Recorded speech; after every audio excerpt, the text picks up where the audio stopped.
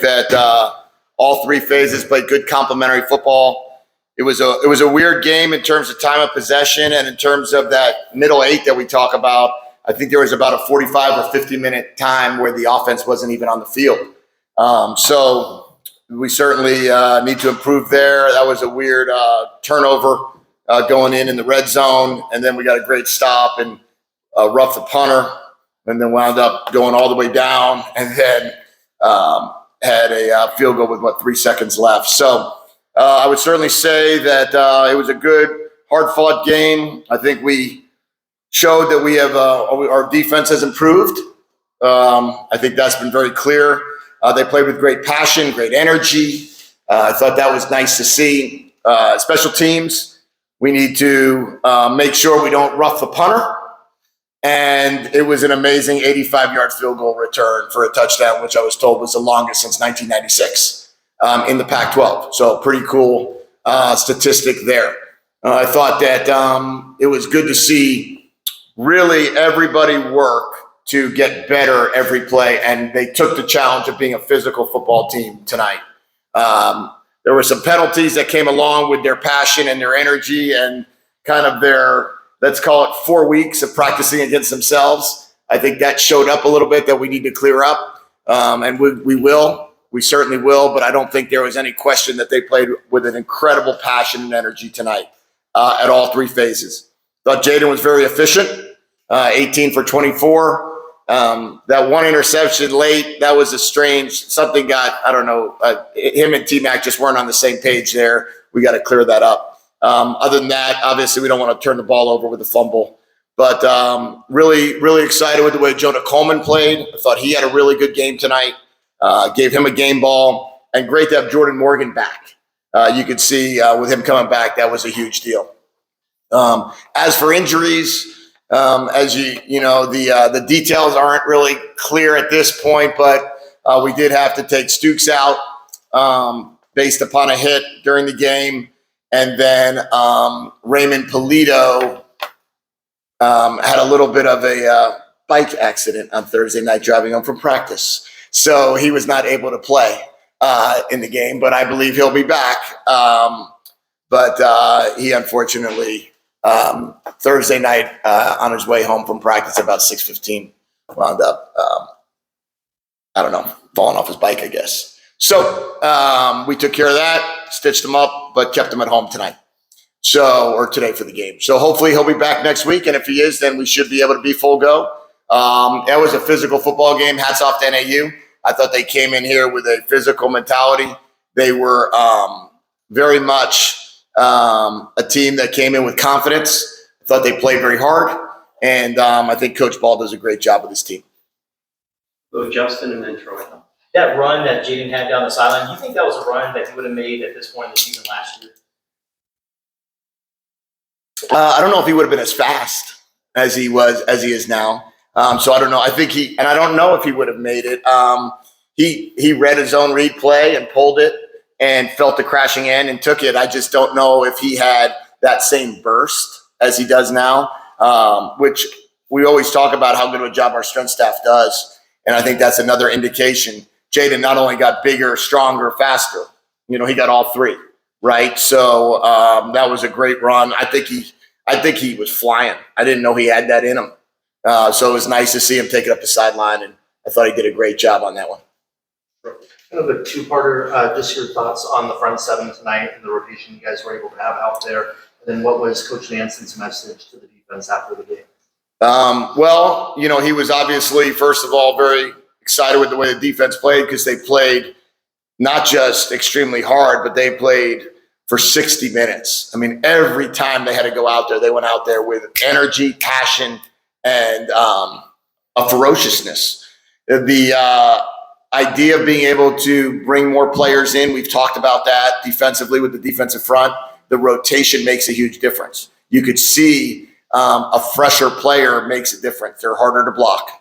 Now we got a challenge coming up this week with a SEC school that is going to have a really big offensive line that we're going to have to really be able to rotate our guys then as well. But it was certainly nice to see both linebackers, probably 4 or 5 linebackers played in the game tonight, and certainly 8 to 10 defensive linemen, if not more.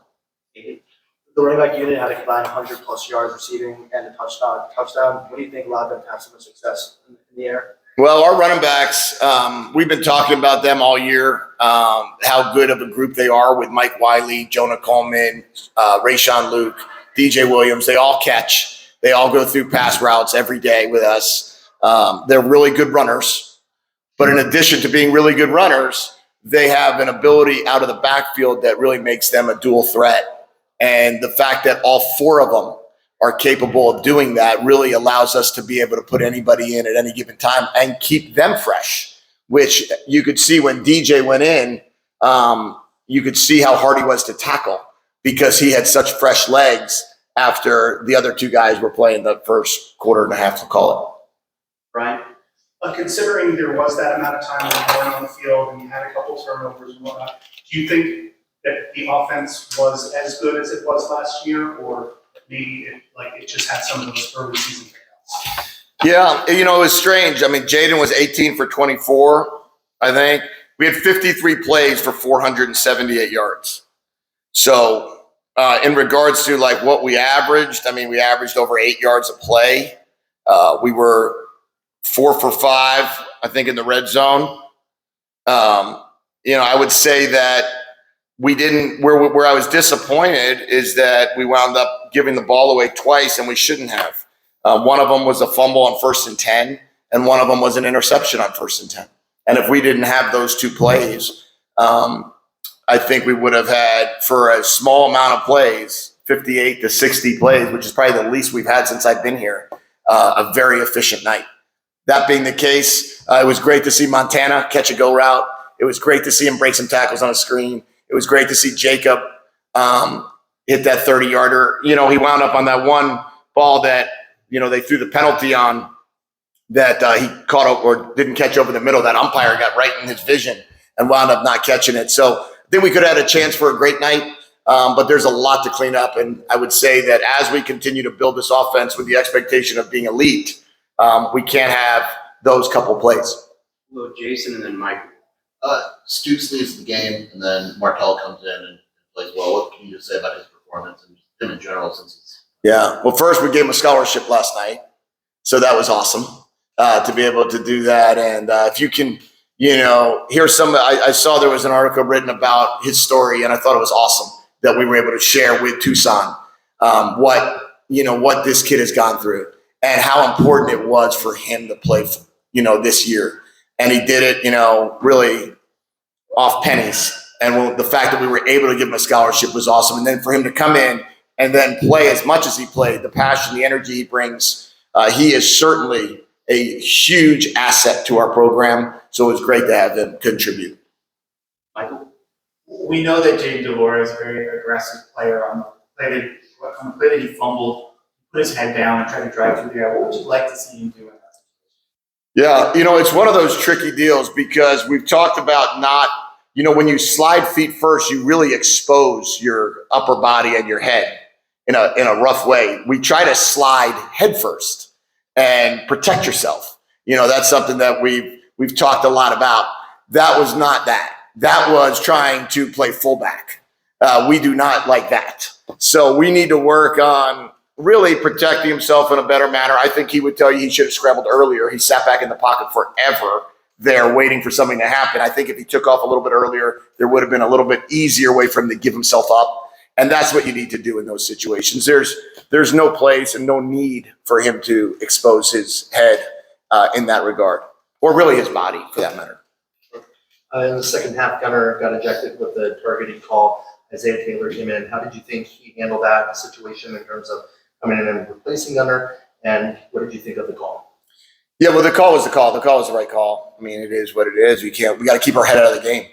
We've talked about that, and it was the right call not to call it on Jacob. I thought when they threw the flag that it was going to be targeting Jacob, and it wasn't. They kept their head out of the game. We need to do a better job with that. We can't risk or suffer the consequences. Now Gunner can't play the first half of next week. And I know they'll review it and look at it, and maybe they'll say he can, but I don't think he can. And I thought IT stepped in. The good thing, we've talked about the safety battle all of camp. The safety battle really was just an ongoing battle that really all those guys were expected to play and all those guys have the ability to play. So I don't think there was a real drop off at the time, nor do I think.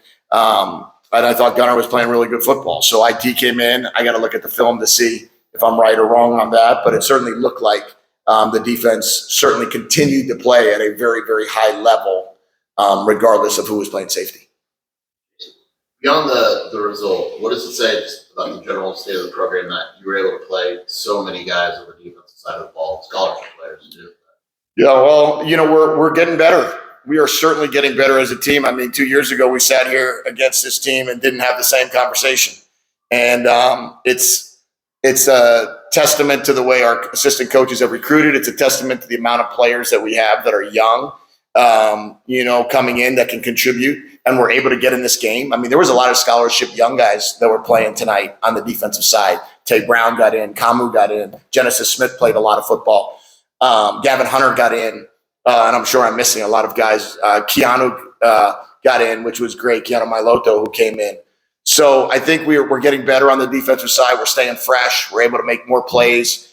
And then offensively, let's finish 2 more drives in the end zone and make this game a 50-something point game. And but we got a big challenge ahead of us. And this week coming up against Mississippi State, we got to be a better football team.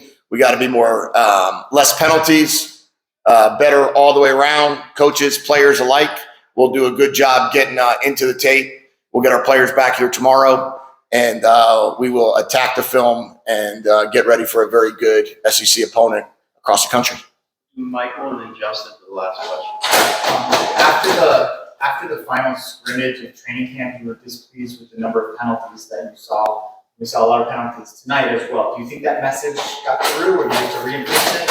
Yeah, I think tonight's penalties were a little bit different, because in scrimmages you don't ever have like roughing the passer or those type penalties. So those aren't ones that necessarily exist. The ones that we had no holding penalty. I don't think we had a holding penalty, but we definitely had way too many penalties. 11 penalties for 90 yards. A lot of it, I think, came with the passion, but we're going to clean it up. We're going to get after that part of it for sure. And we can't have 3 or 4 personal fouls for 3 roughing the passers and 1 roughing the punter. I mean, or 2 roughing the pass. I think it was 3 and 1. And then we had a couple defensive offsides. We just can't have that. That's not going to be a winning formula for us, and we know that, and we will attack that as well. Justin, the last question. We saw Malachi get in the game. He was the first receiver outside a trio to get in the mix. What has he shown you just in practices that got him like that? Yeah, Malachi's going to be really good. He's going to be a really good player, and he's getting better every time he goes out in the practice field. It's a lot. Our offense is a lot of plays and a lot of formations and a lot of different things that we ask of our wide receiving core, so it's hard to jump right in. T-Mac did it. Malachi's certainly fighting to do it. Kevin Green is fighting to do it. AJ had a really good spring. But Malachi, he's fast. He's big. He's got a great, demeanor about himself. He wants to be great. He works really hard at it. He's got a tremendous work ethic and personality, which usually leads to success.